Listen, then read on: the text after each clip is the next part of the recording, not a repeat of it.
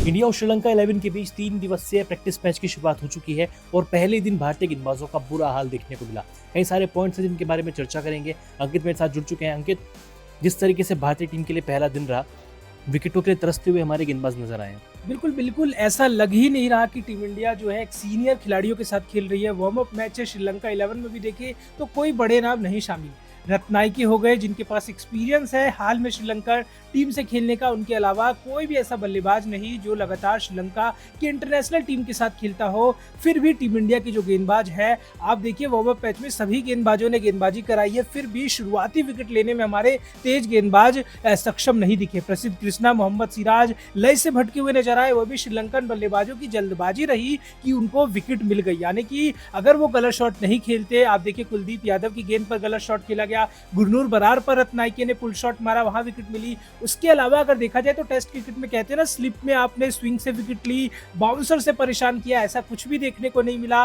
श्रीलंका में जिस तरीके से कहा जाता है स्पिन गेंदबाजों का बोलबाला देखने को मिलेगा, वो भी आपको बिल्कुल देखने को नहीं मिला। ऐसा लगा कि फ्लैट पिच पर आप मैच खेल रहे हैं और बल्लेबाजों के लिए बिल्कुल आसानी। एक दिन में अगर कोई टीम 300 आराम से बना ले रही है तो आप सोचिए कि आपकी गेंदबाजी किस लायक है। वो भी ऐसी श्रीलंकन 11 जिसमें कोई भी नामी बल्लेबाज नहीं है, टेस्ट क्रिकेट इतना खेलने का एक्सपीरियंस नहीं है। और भारतीय गेंदबाजों की बात करें तो प्रसिद्ध कृष्णा, गुरनूर बरार, कुलदीप यादव, रविंद्र जडेजा वर्ल्ड में नाम लेकर गेंदबाजी करते हैं। टेस्ट क्रिकेट में जाना माना नाम है, चाहे वो रविंद्र जडेजा हो या कुलदीप यादव। फिर भी जो प्रदर्शन निकलकर सामने आया वो अपने आप में बहुत ज्यादा निराशाजनक है। उसके अलावा भी बहुत ही सुस्त फील्डिंग, बहुत ही ढीली गेंदबाजी, और केएल राहुल ने जो स्लिप में वो 26 ओवर में आसान सा कैच टपकाया था, मतलब हमारे से कैच भी ड्रॉप हुए हैं, हम विकेट भी नहीं ले पा रहे हैं। और तो श्रीलंका की सी टीम है, बी टीम भी नहीं, सी टीम खेल रही है। जब श्रीलंका का मेन स्क्वाड आएगा तब हमारे गेंदबाजों का और कोच गंभीर का क्या हाल होगा भाई।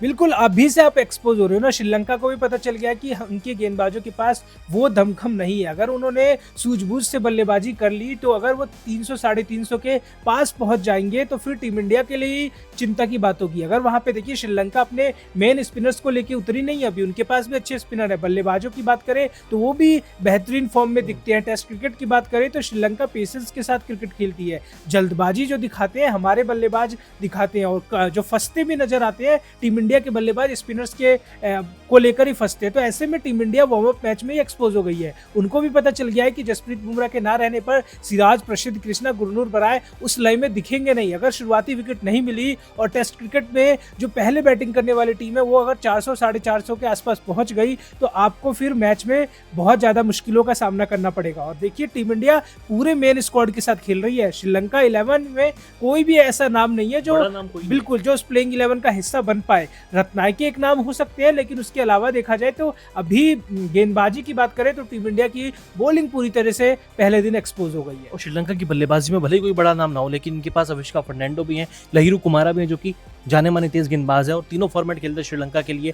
जब वो गेंदबाजी करने आएंगे तब भारतीय बैटर्स का क्या हाल होगा भाई, क्योंकि जिस तरीके से शुभमन गिल भी नहीं है डे वन पे। हालांकि जो रिपोर्ट सामने आई, बीसीसीआई ने जो ट्वीट भी किया था कि शुभमन गिल पहले दिन के लिए अवेलेबल नहीं रहेंगे, लेकिन शायद दूसरे दिन जब टीम इंडिया की बैटिंग आएगी आप बैटिंग करते हुए शुभमन गिल को देख सकते हैं। लेकिन एक चीज़ और जो मुझे समझ नहीं आई, आपने जो नेट बॉलर थे आपके हर्ष दुबे हो गए या फिर तनुष कोटियान हो गए, उनको फील्डिंग करते हुए देखा और मुझे लग रहा है कि शायद वो इस मैच में एक आध ओवर भी कर लेंगे, लेकिन आकिब नबी से आपने एक भी ओवर नहीं कराया। बिल्कुल आकिब नबी को अगर आपने पहले स्क्वाड में नहीं रखा था, जसप्रीत बुमराह की जगह वो आए हैं ना, जसप्रीत बुमराह की जगह आए तो आपको वार्म अप मैच के अलावा मौका कब मिलेगा उनको ट्राई करने का। आकिब नबी पर भी तो भरोसा जताए ना, वार्म अप मैच है। अगर आकिब नबी ने यहीं पे स्विंग से चकमा दिया होता या विकेट शुरुआती निकाले होते तो आपकी लिए अच्छी बात होती। आप उनको 15 अगस्त से जो पहला टेस्ट मैच खेला जाना है वहां प्लेइंग 11 में मौका दे सकते थे। लेकिन वही है कि जो नजरअंदाज करने वाली चीजें कोच गौतम गंभीर के साथ चली आ रही है वो इस वार्म अप मैच में भी देखने को मिला। आकिब नबी अच्छे गेंदबाज हैं, उन्होंने रणजी में अपनी जो राज्य के लिए खेला, उन्होंने बढ़िया जम्मू कश्मीर के लिए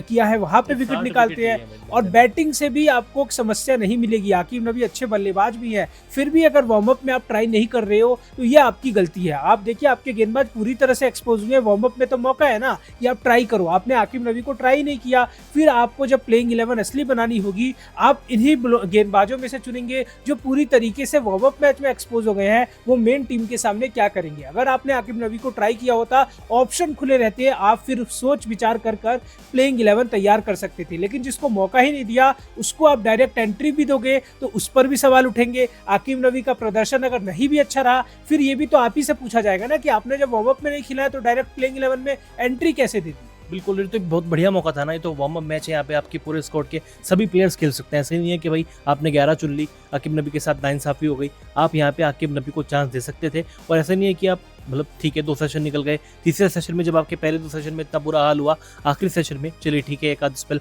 आकिब नबी डाल लेंगे। वहाँ पर मुझे लगता है कि कोच गंभीर से और कप्तान गिल से एक बहुत बड़ी चूक देखने को मिली है। करीब करीब 7 गेंदबाजों का यूज़ आप ऑलरेडी कर चुके थे, एक आकिब नबी से भी स्पेल बनता था। अब इस तरीके के परफॉर्मेंस को देख के आपको क्या लगता है पहले मैच के लिए टीम इंडिया का बॉलिंग लाइनअप क्या होगा? देखिए, आपने अगर प्लेइंग 11 में प्रसिद्ध कृष्णा, गुरनूर बरार दोनों को रखा तो वो आपकी गलती होगी, क्योंकि दोनों एक जैसे ही गेंदबाज हैं, आपके लिए शॉर्ट ऑफ लेंथ का यूज करते हैं, स्विंग उतनी दोनों के पास शुरुआत में नहीं है। सिराज एक ऑप्शन दे सकते हैं, आकिब नबी इसलिए जरूरी हो जाते हैं अगर सीम की स्थिति का फायदा उठाया जाए, यानी कि अगर आपको पहले गेंदबाजी करने का मौका मिलता है नई पिच से नई गेंद पर, आप एक स्विंग गेंदबाज से ही गेंदबाजी कराओगे। एज ए स्विंग बॉलर आपके पास आकिब नबी है, मोहम्मद सिराज है, इन दोनों का होना जरूरी था, लेकिन आपने तो आकिब नबी को ट्राई नहीं किया। गुरनूर बरार की बात करें तो गुरनूर बरार अभी व्हाइट बॉल में ही अच्छा कर रहे हैं, टेस्ट क्रिकेट में टाइम लगेगा, और शॉर्ट पिच बॉल पे आप जो कहते हैं एशिया पिच पर आप फायदा नहीं उठा सकते। ये कोई ऑस्ट्रेलिया की पिच नहीं है कि आपको उस बाउंस वाली पिच मिलेगी।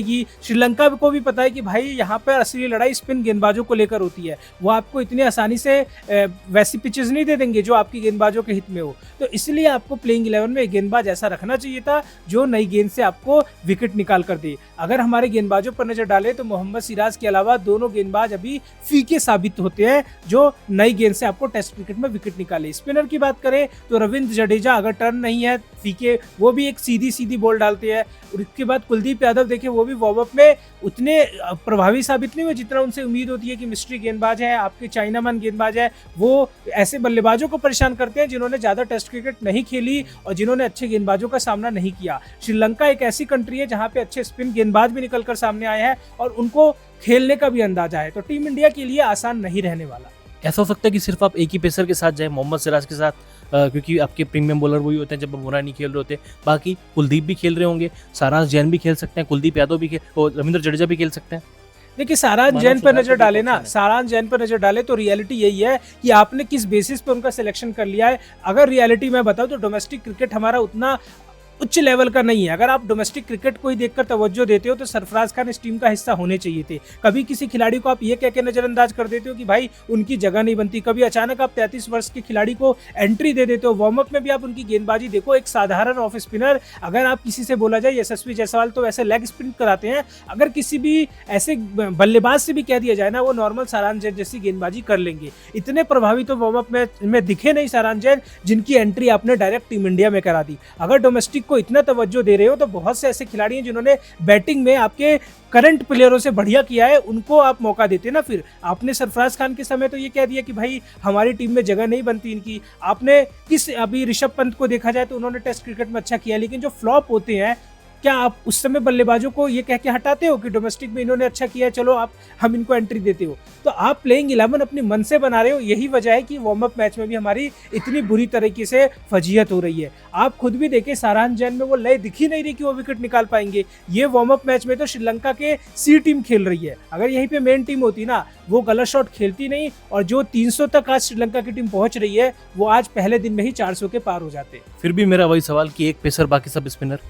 नहीं, मेरे को लगता है कि 2 आप पेसर्स के साथ जाओ। मोहम्मद सिराज भी टेस्ट क्रिकेट में आपको लगातार गेंदबाजी लंबे स्पेल डालने पड़ते हैं, तो 2 पेसर्स के साथ जाओ। आपके रविंद्र जडेजा हो गए, कुलदीप यादव हो गए, आप इस कॉम्बिनेशन के साथ रहो, और एक ऐसा गेंदबाज रखो जो आपको बैटिंग और बॉलिंग दोनों करा के दे। उसमें आपके ऊपर है कि या आप आकिब नबी रखो, या आपको लगता है कि कोई लेफ्ट आर्म स्पिनर है तो मानव सुथार जैसा ऑप्शन भी रखो। अफगानिस्तान के खिलाफ शायद उनका प्रदर्शन भी अच्छा था, बिल्कुल, तो ऐसे में वो आगे निकलते हैं। सारांश जैन भाई नहीं है उनके पास वो लय, और आजकल की क्रिकेट में ऑफ स्पिनर से विकेट निकलवाना अपने आप में बहुत ज्यादा मुश्किल है, और वो भी एक ऐसा खिलाड़ी जिसका डेब्यू आप करा रहे हो। तो एक ऑफ स्पिनर और डेब्यू में इतना बड़ा भरोसा तो आपको नहीं देना चाहिए। मतलब शायद पहली सीरीज सारांश जैन की आखिरी सीरीज भी बन सकती है। गेंदबाजों की पोल खुल चुकी है, लेकिन डे 2 पर शायद टीम इंडिया के बैटर्स को बैटिंग करने का मौका मिलेगा। तब देखना काफी इंटरेस्टिंग होगा कि शुभमन गिल किस तरह की बैटिंग करते हैं और टीम इंडिया जो कि लगातार स्पिन के खिलाफ स्ट्रगल कर रही है। श्रीलंका रवाना होने से पहले भी केएल राहुल ने और यशस्वी जायसवाल ने, ऋषभ पंत ने सभी को स्पिन के खिलाफ ट्रेनिंग करते हुए देखा भी गया था। यानी कि भारतीय बल्लेबाजों का यहाँ पर स्पिन के खिलाफ कड़ा टेस्ट होने वाला है। आपको क्या लगता है, टीम इंडिया अभी तक गेंदबाजी से आप कितने प्रभावित हैं, या फिर गेंदबाजी को लेकर आपकी क्या राय है? कमेंट सेक्शन में जरूर बताएं।